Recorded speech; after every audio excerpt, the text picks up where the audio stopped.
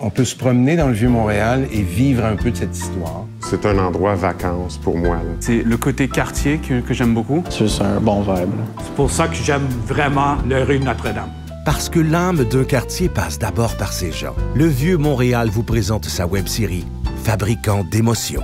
Ce que j'aime dans le Vieux-Montréal, c'est les petites ruelles, les petits coins cachés, les petits secrets qu'on découvre à force de parcourir le Vieux-Montréal à pied. En même temps, il y a des réalisations extrêmement modernes. C'est cet agencement entre le moderne et le vieux qui fait du Vieux-Montréal une place un peu unique. Si tu viens ici pendant le midi ou même en après-midi avec le petit coucher de soleil, le parc est bondé, il y a du monde qui font du yoga, le monde promène leurs chiens, le monde qui prend du take-out. Comme tout le monde se rassemble là, si on veut. C'est notre premier resto ici, alors il y a un petit quelque chose de spécial. On est rendu avec 6 restaurants maintenant de Pizzeria Bros. Il y a quelque chose de... C'est peut-être mon bébé, je sais pas, mais c'est toujours mon favori à Notre-Dame. Je voulais vraiment me démarquer et puis sortir dans un endroit vraiment que moins de personnes connaissent, où il y avait beaucoup plus de potentiel pour moi pour proposer ce que je propose en termes de service et en termes de restaurant. Le sentiment d'appartenance se développe. Il s'acquiert avec l'habitude, les amis que l'on se fait, la familiarité douce des recoins que l'on s'approprie.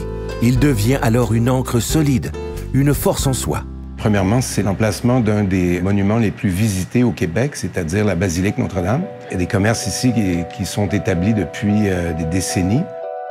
Techniquement, Photoservice, c'est un commerce de 3e génération. Mes grands-parents sont arrivés là en 1945. C'est ma grand-mère qui a parti l'entreprise, qui au début faisait de la photo scolaire. Alors mon grand-père s'est joint, ils ont acheté un laboratoire photo sur la rue Saint-Denis, puis après ils ont tout rapatrié les entreprises ici en 1945.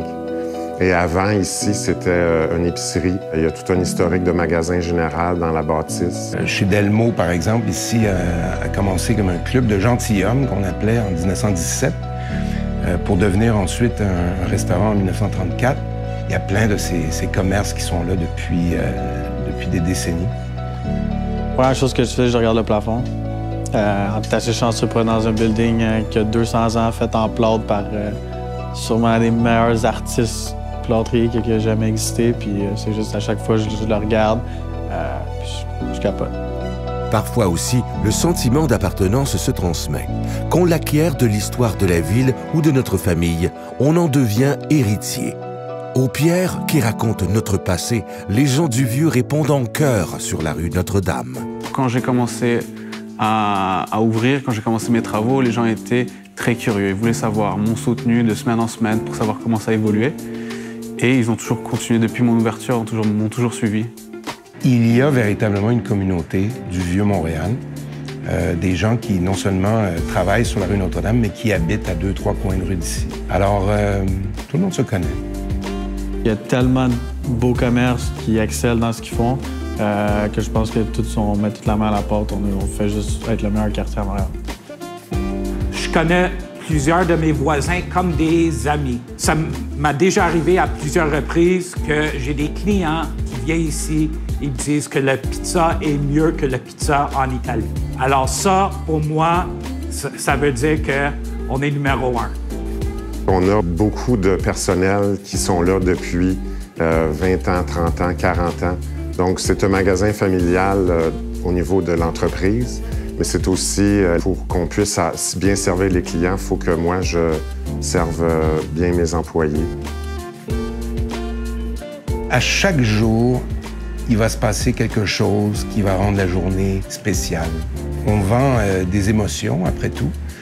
Et à chaque fois qu'on ouvre une bouteille de vin, on crée cette émotion. Et ça devient une histoire en soi. Le Vieux-Montréal est donc toujours là, et les gens du Vieux plus que jamais présents.